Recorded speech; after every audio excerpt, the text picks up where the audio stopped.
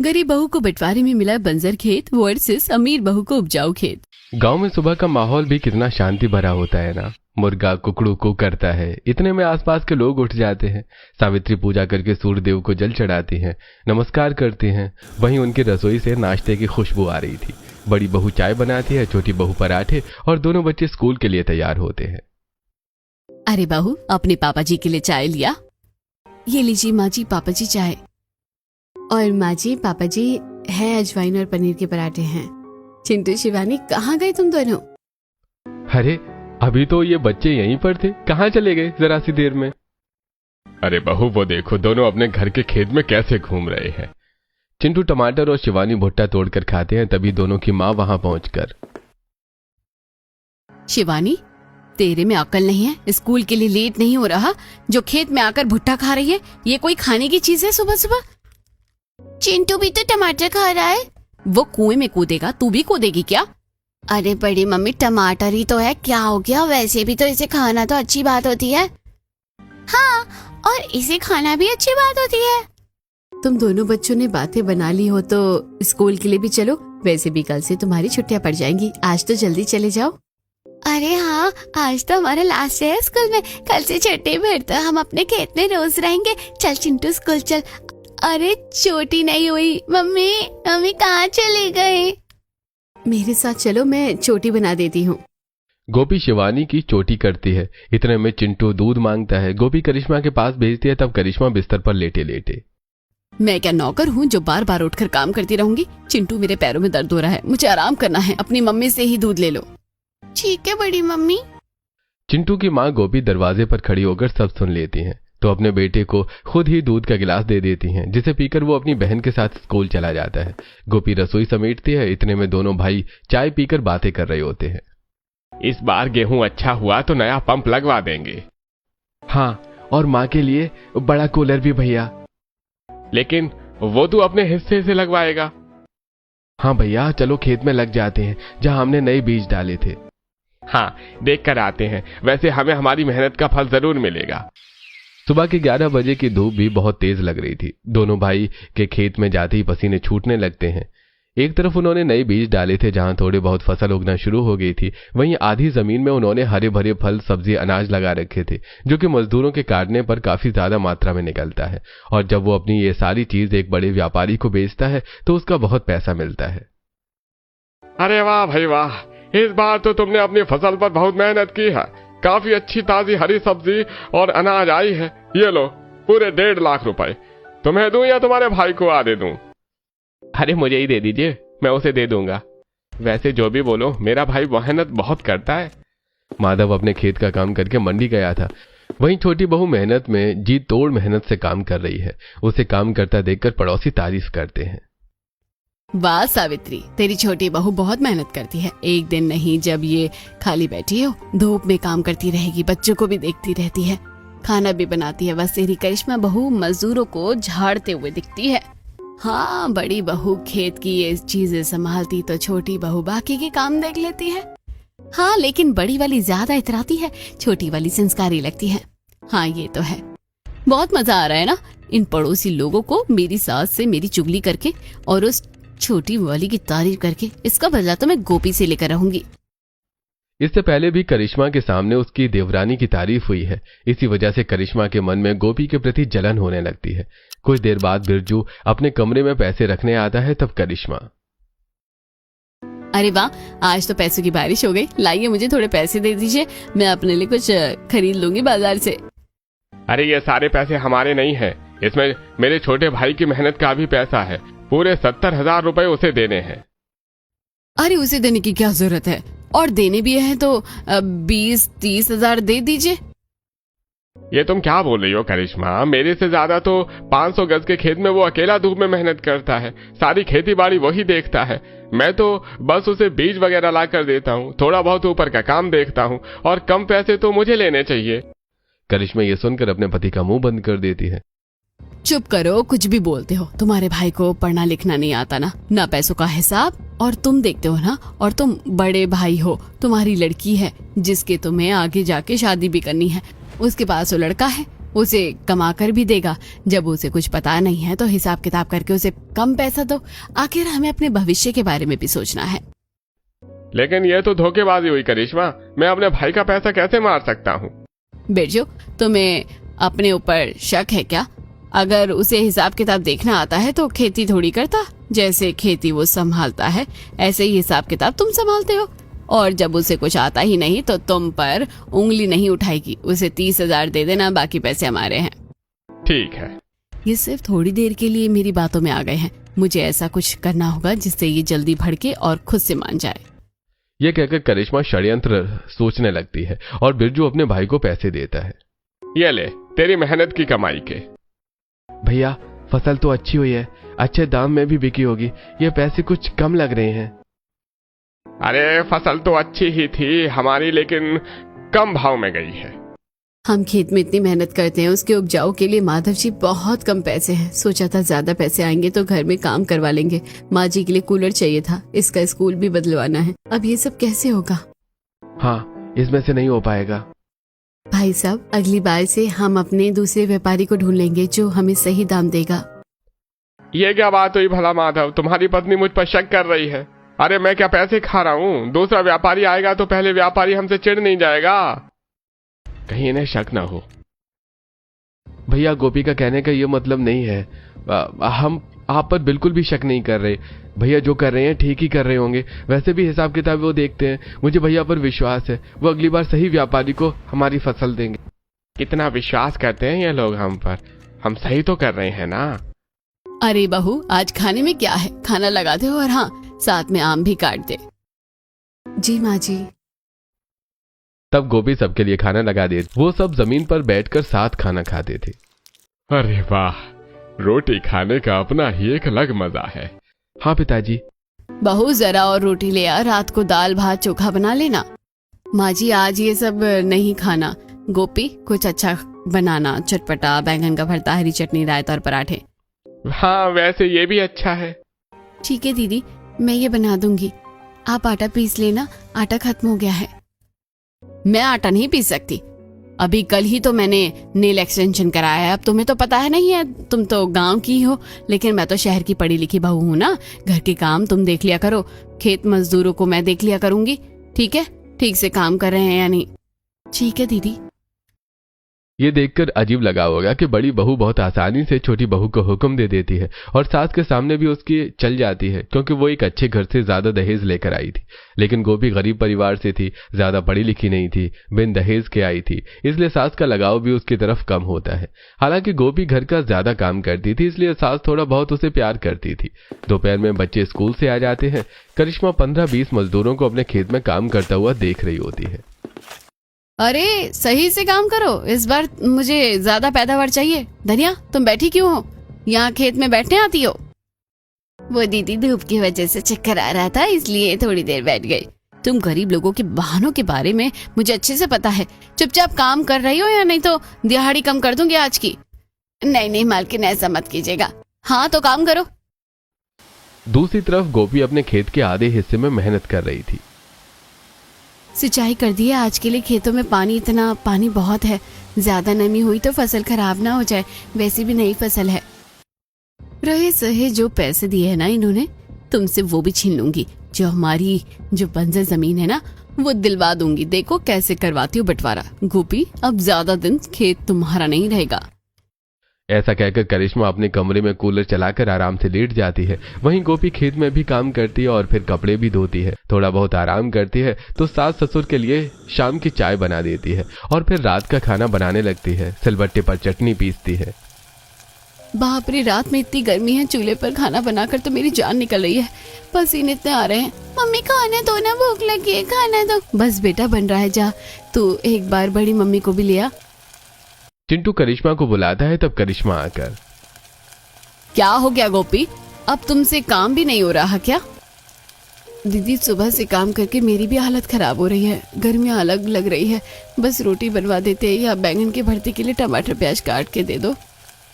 अपनी जेठानी पर ऐसे हुक्म चलाते हुए शर्म नहीं आ रही है तुम्हें? और मैंने तुम्हें सुबह ही बताया था कि मेरे नेल एक्सटेंशन हुए हैं, उसके बाद भी हालांकि मुझे बुलवा कर लाई हो। अरे कोई छोटा मोटा काम दे देती, खाना बन जाएगा तो मैं खाना परोस दूंगी, बुला लेना। और तुम्हारी तरह मैं गरीब घर से नहीं हूँ जिसके लिए मैं ये सब काम करूँ।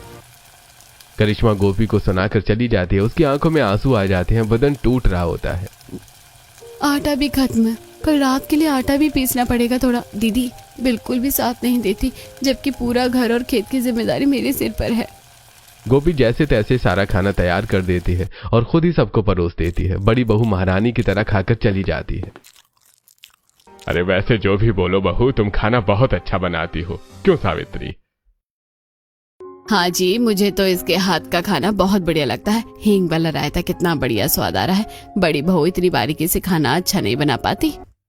हाँ, उस बस ब्रेड पकौड़े पास्ता समोसा ये सब बना लेती है वो। अच्छा है ना पिताजी, सारे गुण एक ही बहू में नहीं है। छोटी बहू में अलग है, बड़ी बहू में अलग है। हाँ हाँ लीजिए पापा जी, सलाद लीजिए। हाँ दे दे बहू। सब खाना खा लेते हैं। गोपी जूठे बर्तन साफ करके रख देती है, रसोई साफ कर देती है और फिर अनाज भंडार से गेहूं निकाल कर गेहूं पीसने लगती है। हाथ पैर इतने दर्द हो रहे हैं कि पूछो मत। चाची मैं भी करूं? नहीं बेटा, बहुत रात हो रही है, जाओ आप सो जाओ। ठीक है चाची। शिवानी जाकर सो जाती है और घंटों बाद 2-4 किलो आटा पीस लेती है। गोपी चक्की अनाज भंडार में रखकर आती है, अच्छे से कुंडी भी लगा देती है और जाकर सो जाती है। लेकिन तभी करिश्मा अनाज भंडार को खुला छोड़ देती है। हाँ हाँ, अब आएगा सुबह मजा, सीधा प्रसारण चिल्लम चिल्ली का। करिश्मा खुश हो जाती है और सो जाती है।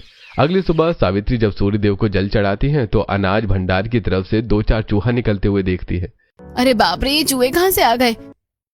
सावित्री अनाज भंडार में जाती है तो देखती चूहों ने काफी हुड़दंग मचा रखा है और अनाज खराब कर दिया है। सावित्री जोर जोर से चिल्लाकर दोनों बहू को बुला लेती हैं तो बाकी लोग भी इकट्ठे हो जाते हैं।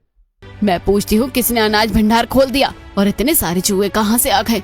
सारा अनाज बर्बाद हो गया। वो तो अच्छा हुआ ड्रम अलग से गेहूं भरा हुआ है, सारी बोरियां तो कुतर ही दी गई है। गोपी रात को तुम ही आटा पीस रही थी ना चक्की पर? मुझे शिवानी बता रही थी। हाँ मम्मी, चाची ही थी। लो माँ जी, अब तो मेरी बेटी ने भी कह दिया। गोपी तुम्हें शर्म नहीं आती कि इतना सारा अनाज बर्बाद करते हुए अपने बारे में नहीं सोच रही हो तो हमारे बारे में तो सोच लिया करो। पूरा घर परिवार वही से खाना खाता है। दीदी मैं रात को अनाज भंडार में गई थी लेकिन मैंने दरवाजा नहीं खोला, पता नहीं चूहा कैसे आ गया और इतना नुकसान कैसे हो गया। मैंने सच में कुंडी लगाई थी और चेक भी किया था।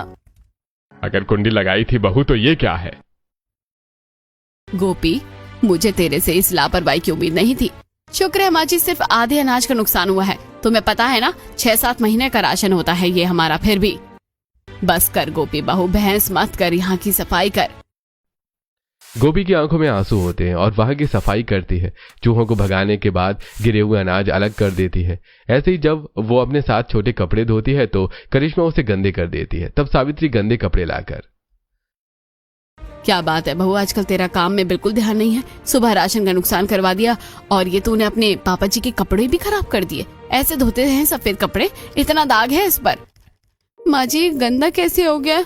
मैंने तो पापा जी के कपड़े ही पहले साफ किए थे और ये दाग बिल्कुल नहीं था। तो तेरे कहने का क्या मतलब है? मुझे बवाल करने की आदत हो गई है, मैंने गंदा करके दिया है ये? नहीं माँ जी, मैं दोबारा साफ कर देती हूँ। ये कहने के बाद गोपी उसे कपड़े को धोने चली जाती है और पीछे से करिश्मा जाकर कान भरती है। माँ जी और कीजिए इसकी खाना बनाने में और खेतों में तारीफ। देखिए कैसे सर पर चढ़ती जा रही है और फिर मगरमच्छ के आंसू निकाल कर दिखाती है ताकि कोई कुछ ना कहे। माँ जी अगर ये ऐसे ही नुकसान करती रही ना तो बात बंटवारे पर आ जाएगी। वो तो शुक्र करो अनाज बच गया। हाँ बहू। बीतते दिनों में करिश्मा सावित्री को भड़काती है और गोपी का किया हुआ काम भी बिगाड़ दी है। वहीं बड़ा भाई ट्रैक्टर चलाकर अपनी फसल को देकर आता था और छोटा भाई अपने खेत में काम करने के बाद मंडी में दूसरों के यहाँ काम करता था। तभी फायदा उठाकर करिश्मा रघुराम से मिलने जाती है। सुनो, मैंने जो तुमसे केमिकल मंगवाया था फसल को बर्बाद करने का और जमीन को एकदम बंजर करने का, वही ये केमिकल है। हाँ हाँ यही है, आपने 2 दिन लाने को बोला था, मैं शहर से लेकर आया हूँ। ये लो आपका नाम की रसीद, अब मुझे मेरा पैसा भी तो दे दो। हाँ ये लो तुम्हारे 10,000 काम करने के और 5,000 मुंह बंद करने के। क्या मुझे थोड़े और पैसे मिल सकते हैं मुंह बंद करने के? मुझसे होशियारी दिखाओगे तो काम किसका करोगे? बता दो तुम्हारी बीवी को किसी लड़की का हाथ पकड़कर भुट्टा खा रहे थे। नहीं नहीं, मेरी बीवी को कुछ मत बताना, कुत्ते की तरह मारती है मुझे। हरकत भी कुत्तों वाली है ना। कुछ कहा आपने? अच्छा मैं चलता हूँ। रघुराम 9 तो 11 हो जाता है। करिश्मा भी चुप कर उसे केमिकल को साड़ी की आड़ में घर में ले आती है और रात को चुप कर घर के पीछे वाले खाली पड़ी जमीन पर केमिकल रसायन डाल देती है। अब बाई का मजा, ये खेत इतना बंजर भी नहीं था, लेकिन अब इस केमिकल के बाद इसका सारा अंकुरण बर्बाद हो जाएगा और ये सिर्फ बंजर कहलाएगी। मैं तो सोच रही थी कि ये केमिकल भी उसमें डाल दूं, लेकिन इससे मेरे उपजाऊ खेत भी बर्बाद हो सकते हैं। तो मुझे एक काम करना है, ऐसा करती हूँ कि पूरी फसल खराब कर देती हूँ। करिश्मा अपने उपजाऊ खेत में जाती है। जिस तरफ देवरानी नई फसल की शुरुआत कर रही थी उस तरफ रात भर पानी चला छोड़ देती है और सबके उठने से पहले पानी बंद कर देती है, जिससे सारी फसल और मिट्टी सुबह तक बर्बाद हो जाती है। छोटे छोटे पौधे पीले पड़ जाते हैं। सुबह गोपी ये देखकर चीख उठती है, हे भगवान, ये क्या हो गया? मेरी मेहनत खराब हो गई। हमने जो नए बीज लगाए थे वो भी बह गए। अरे मैं कितने महंगे बीज लाया था, तुमने क्या किया गोपी? तुम दोनों की जिम्मेदारी थी ना। 250 गज के हिस्से को तुमने सब बर्बाद कर दिया। तुम्हारा ध्यान कहाँ रहता है गोपी?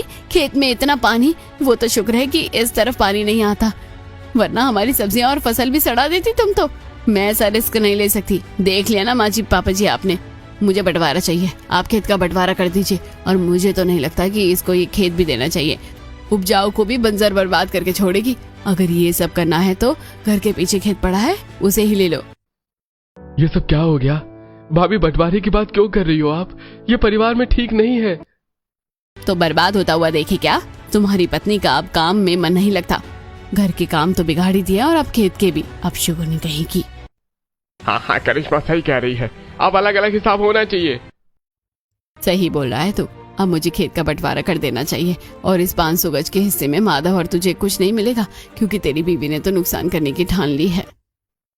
माँ, दोनों ने इस खेत में दिन रात मेहनत की है और ये कैसा बंटवारा है जिसमें कोई हिस्सा ही नहीं है।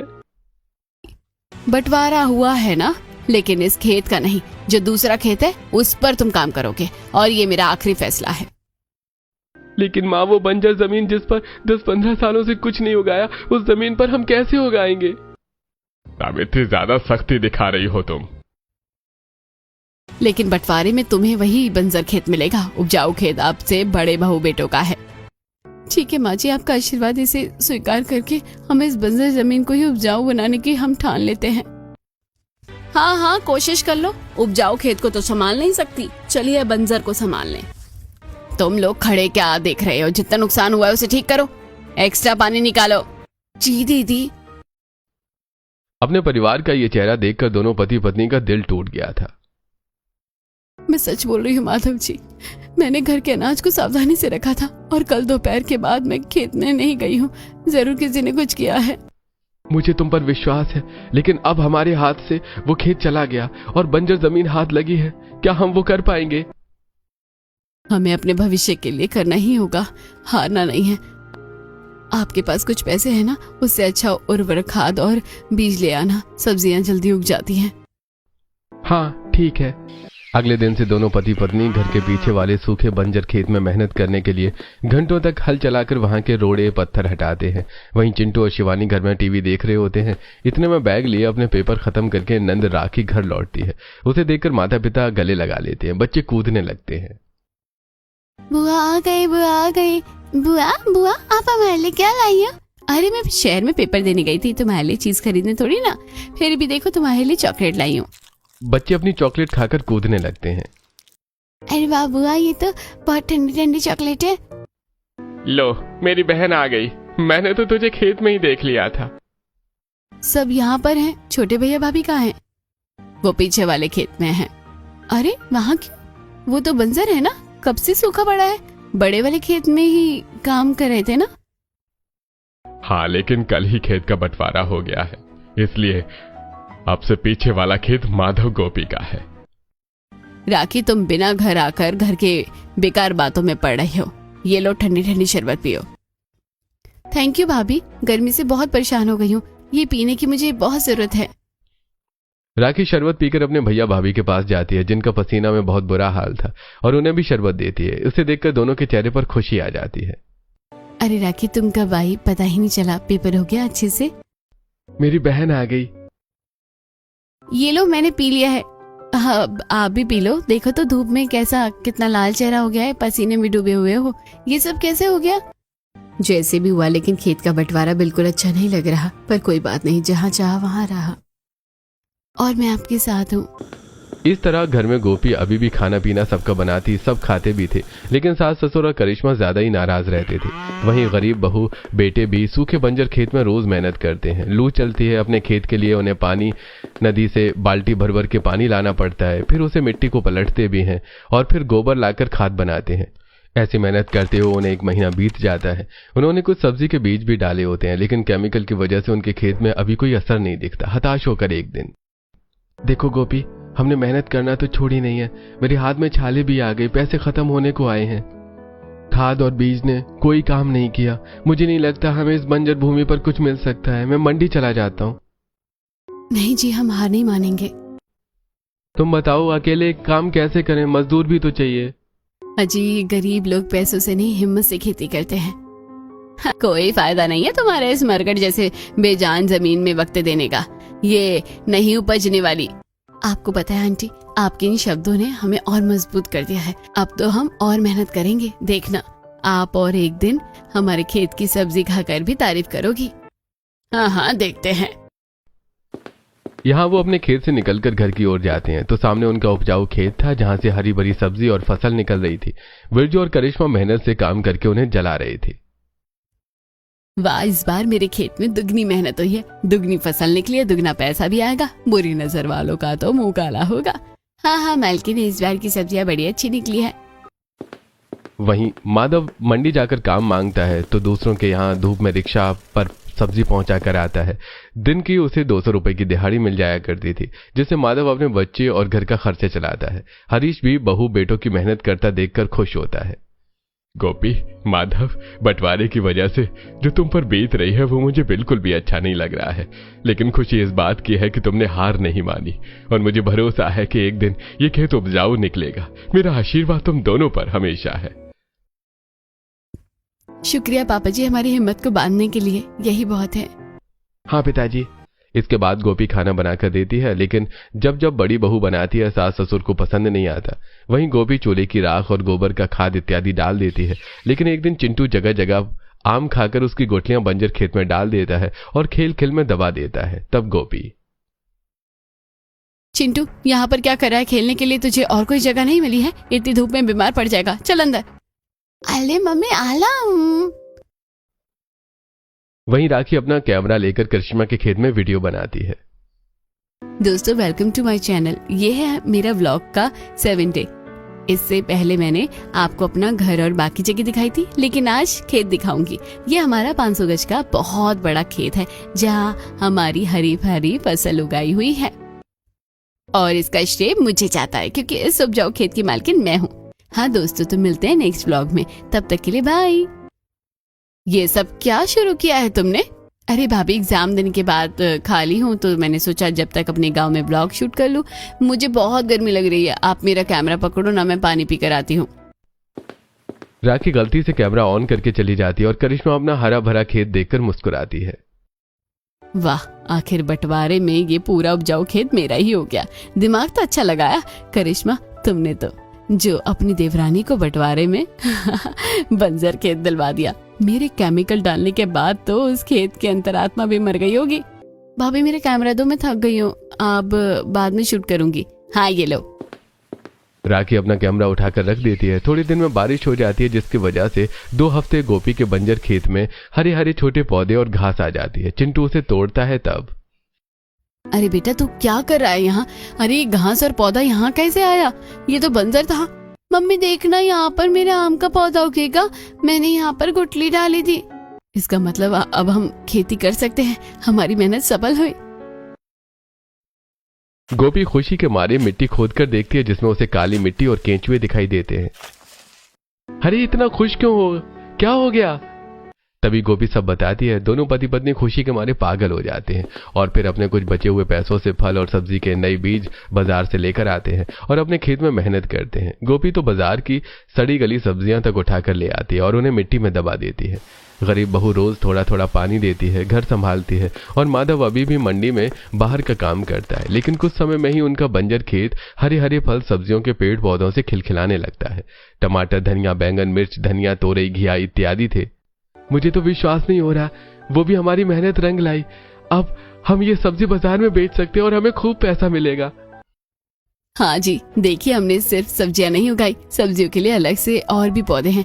क्यों ना हम इसे भी बेचकर पैसे कमाएं? हाँ, ये ठीक रहेगा। इससे बाकी लोग अपने घर में छोटी मोटी सब्जियां उगा सकते हैं। तब माधव रेडी और अपनी सारी हरी सब्जियां खेत से तोड़कर लगा देता है और उन पर पानी का छिड़काव कर देता है और मंडी लेकर निकल जाता है। आइए आइए, हमारी ताजी ताजी हरी सब्जी खरीद लीजिए, सिर्फ 20 रुपए में, 20 रुपए में। अरे भाई साहब, आपकी सब्जी तो काफी ताजी लग रही है, जरा 3 हरी सब्जी दे दो। हाँ, ये लीजिए। ऐसे बहुत सारे लोग माधव की ताजी सब्जियों को खरीद लेते हैं। ये देखकर बिरजू हैरान हो जाता है और अपनी पत्नी को बताता है। तब करिश्मा भागकर पीछे वाले खेत पर देखने जाती है। बाप रे, मुझे अपनी आंखों पर विश्वास नहीं हो रहा, इसने बंजर जमीन पर खेती कर ली। अच्छा है, कम से कम इनका काम भी चल जाएगा, वैसे भी छोटा खेत है। छोटा है तो क्या हुआ, हम अपने खेत पर और उपजाऊ सब्जी उगाकर इनसे आगे निकलेंगे। थोड़ी दिनों में आसपास के लोग माधव गोपी की ताजी सब्जी खरीदने लगते हैं। सास ससुर भी खुश होते हैं, गांव की औरतें।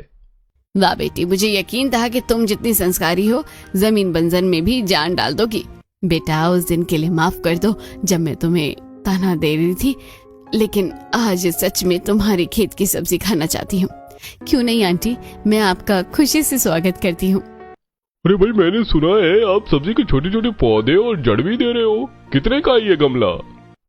सिर्फ 50 का है भाई साहब। औरतें उसके खेत की सब्जियां भी ले जाती हैं और खाकर खुश होती हैं और बाकी के लोग उसके छोटे छोटे पौधे भी खरीदते हैं। इस तरह उनकी आर्थिक स्थिति बेहतर हो जाती है, सब्जियों का अच्छा मुनाफा मिलता है और इन सब से जलन खाकर करिश्मा अपने पूरे खेत में अच्छे उपजाऊ के लिए केमिकल डाल देती है, जो कि उसके पूरे फसल और सब्जियों। ये देखकर अगले दिन बिरजू अपना सिर पकड़ लेता है। अरे नहीं, ये नहीं हो सकता, मैं बर्बाद नहीं हो सकता। कल तक तो मेरे सारी फसल और सब्जियां ठीक थी, ये इतनी सड़ कैसे गई? ये सफेद चूना और ये महक। करिश्मा, तुमने कुछ किया है क्या? वो मैंने ज्यादा उर्वरक के लिए रसायन डाल दिया। अरे तुम पागल हो क्या? तुम्हारे दिमाग में नहीं है? जब तक वो दोनों संभाल रहे थे तब ही ठीक था। इतने में ओलावृष्टि वर्षा होने लगती है, जो कि उनके बचे कुचे खेत को पूरी तरीके से बर्बाद कर देती है। घर में अब खाने के लिए कुछ भी नहीं होता। तब एक दिन गोपी अपने खेत की ताजी हरी सब्जियों की टोकरी में देती है, जिसमें करिश्मा लात मार देती है। क्या कर रही है बहू? एक तो वो हमारे खाने के लिए लाई है और तू अपमान कर रही है। यही तो माँ जी ये चाहती थी, जरूर इसकी ही काली नजर लगी होगी। दीदी, मैं अपने परिवार के साथ ऐसा क्यों करूंगी जब मेरे पास अपना खेत है ही तो। मम्मी जी, पापा जी ने कब से खाया नहीं है कुछ। भाभी, मैं बना देती हूँ। भैया तो अपनी जेब से पैसे भी नहीं निकाल रहे। तब राखी और गोभी मिलकर खाना बनाते हैं। तब जाकर पूरा परिवार खाना खाता है। अगले दिन करिश्मा राखी से पूरे घर में झाड़ू लगवाती है। उस दौरान राखी को करिश्मा की अलमारी के नीचे से केमिकल की रसीद मिलती है, जिसे देखकर वो कुछ समझ नहीं पाती और फिर जब ब्लॉग बनाने जाती है तो उसे पुरानी वीडियो मिल जाती है।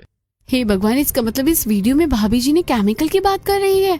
वो यही केमिकल है इन्होंने ये बंजर खेत में इस्तेमाल किया ताकि भैया भाभी परेशान हो और बंटवारा भी। मैं ये सारी बात सबको बता दूंगी। मम्मी पापा, भैया भाभी, छोटी भाभी आ जाइए।